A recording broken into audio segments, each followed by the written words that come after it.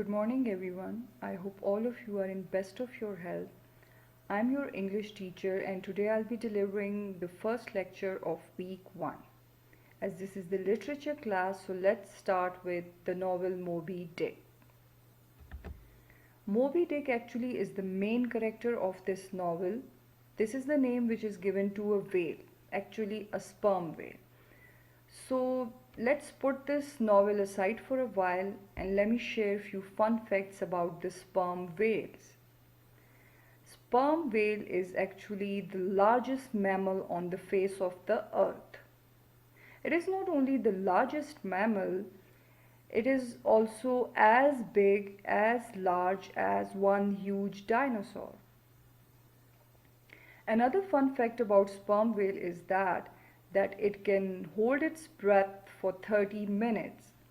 Okay, let's get back to the novel.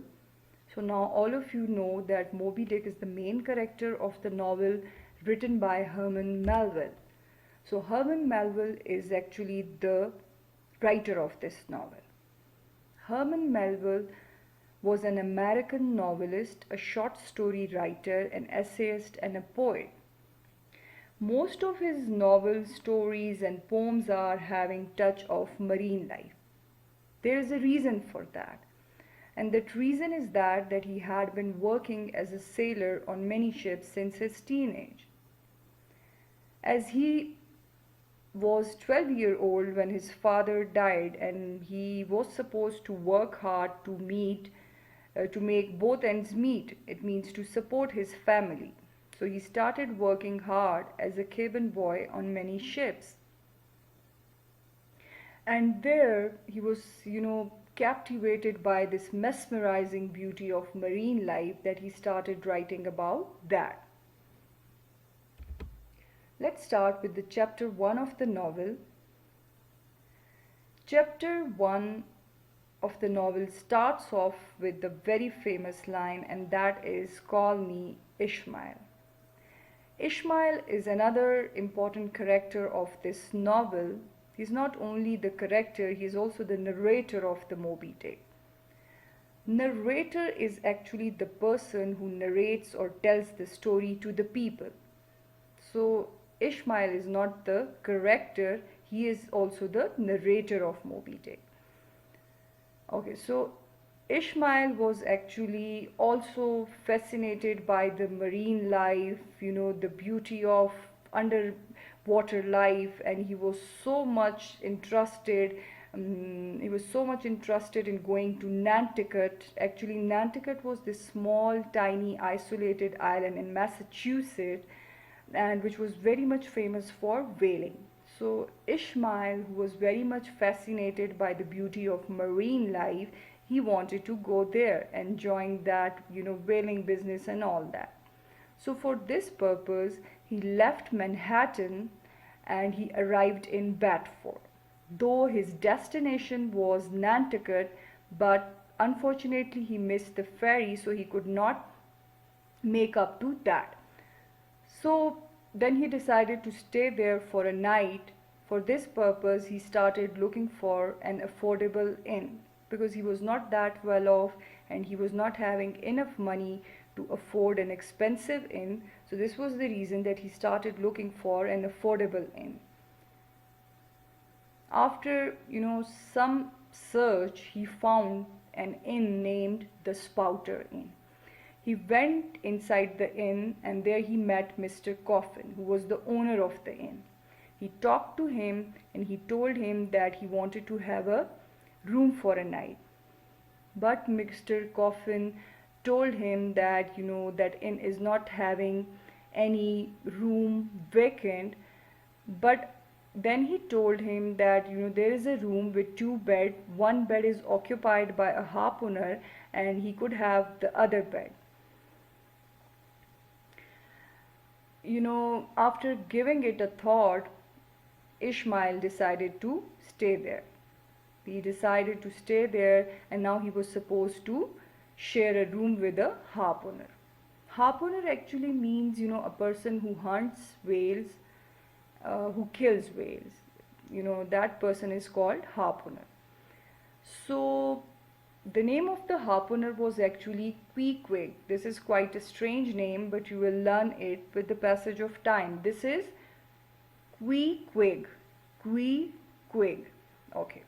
So this was the name of the harpooner. Actually, this harpooner was a strange looking man, with a yellowish purple skin, and his cheeks were covered with black tattoos. Not only his cheeks were covered with black tattoos, but he was all over his body. He was having these different patterns, and different circular patterns on his body. And there was something bizarre and suspicious about his persona. He was of a different character. There was something suspicious about his body language. So at first, Ishmael got scared of him, but later on they became good friends, and Queequeg promised Ishmael that he would take him along on a whaling trip. Okay, there's another odd thing about his personality, his character. I'm talking about Queequeg. There was this another thing which was quite suspicious about his personality, and that was that he used to carry a wooden figure all the time. And he used to call this wooden figure his best friend, his buddy. And you will come to know in detail about this in the other chapters, in the coming chapters. Okay, so this was the summary of chapter number 1, and we are done with it. And now we'll move forward. Here you can see a picture. This picture is of the Spouter Inn, and this is the old picture of the inn where Ishmael stayed with Queequeg. And he not only stayed with him, they became good friends, and now they will start a journey, a whaling journey together. Well, here you can see Queequeg in the picture, and you can see that he is having these black tattoos, or you can say different patterns all over his body, and he is also having few strands of hair on his head. So altogether he is kind of a odd personality, or he's having this bizarre character. Okay, you can see that he's also holding something like a weapon. So actually this is called harpoon. It is a weapon, it is a spear like weapon with the help of which harpooner hunts whales, right? So this is called harpoon. Here you can see the wooden figure which Queequeg called his friend, his buddy, and he used to carry it all the time. Okay, now let's come to the difficult words with meaning. Okay, before going into that, I would like to give you an advice, and it is for your betterment. It is that it would be better if you make your word bank or vocabulary bank. You can make this will be kind of a booklet. You can make this out of any notebook, or of any diary or anything. The main purpose of this is that you will write down all these meanings chapter wise in that vocabulary bank or word bank, whatsoever you want to call that, but the main purpose is to note down or write down all these meanings in that. Not only you will write the meanings, but you will also make different sentences. Plus, it would be better if you use these words in your regular conversation with your parents and with your siblings. So this is how you're gonna have command on this language, right? Okay, now let's start with the meanings. The first word is terrifying. Terrifying is something which is scary and frightening. Another word is cunning. Cunning are the people who have the ability to achieve things in a clever way. You can simply say that cunning people are the clever people. Next word is fairy. Ferry is actually a boat which transports passenger, goods, luggages, material, people from one place to another. Extracted is when you are obtaining or when you are taking out or when you are drawing out something from anything. Next word is blubber. Blubber is actually, the fat of the whale is called blubber, and you're gonna hear and you are gonna listen to and you are gonna read this word time and again in this novel. Exotic is another word which means interesting. Gazing. Gazing is when you're looking at something with interest, with curiosity. Thrilling is another word that is exciting and enjoyable. When something is exciting and something is enjoyable. Next word is harpooner. I have talked about this word in my previous slide, but I'll repeat it again.